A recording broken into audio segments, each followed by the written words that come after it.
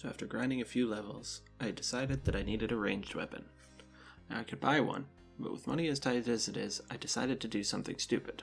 After all, why buy a weak bow when you can steal a weaker crossbow? And with a full inventory of food, I made my way over to the Crispy Chicken Gang.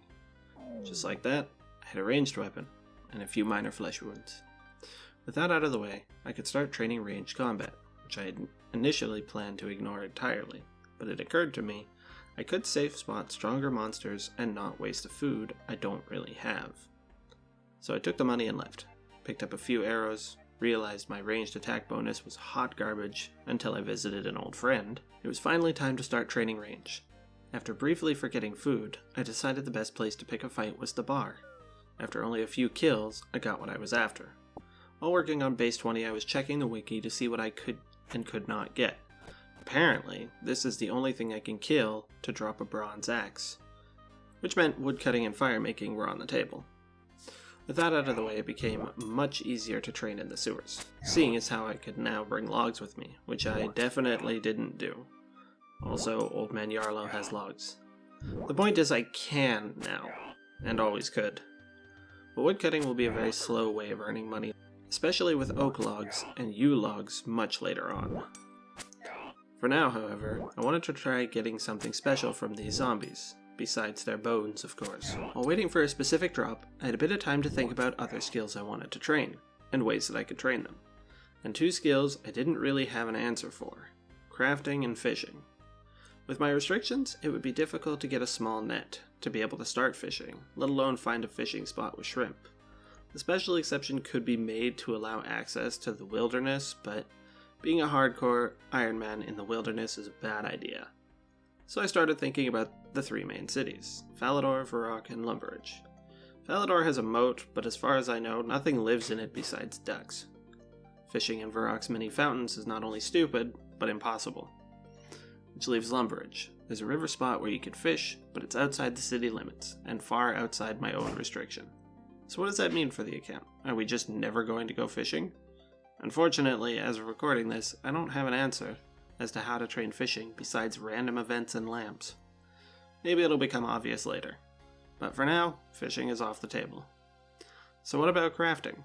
There are no cows inside any of the cities, and even fewer tanners, even fewer sheep or flax. There's clay in the Dwarven mine, but without a pottery wheel and a kiln, it's pretty much pointless. So what then? Another dead-end skill? Well, not exactly. Of all things the Barbarian drops, you can get a ring mold as a 1 in 128 drop. So great, you can make rings. At level 5.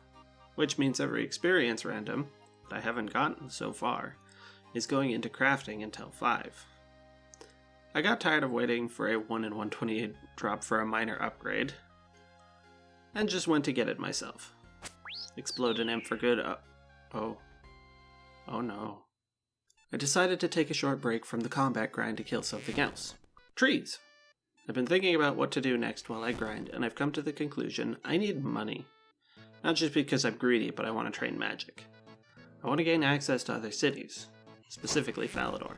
And like I said earlier, I'm not allowed to walk there, which means two things. I need the money to cast Airstrike 5,000 times, and I need law runes, so as not to trap myself in any other city. I'm going to get at least 2 law runes before I do any sort of teleporting. As much as I love Falador, there's simply more to do in Varrock. So if I ever teleport away, for any reason, I have to keep the stuff to teleport back on me. Now I know certain mobs drop law runes, some more frequently than others, so it might be easier to get back than it is to get there. For example, the level 8 Barbarian drops law runes at a 1 in 128 drop. Not great. Armed skeletons are a bit better at 1 in 64, and the moss giants at 1 in 32.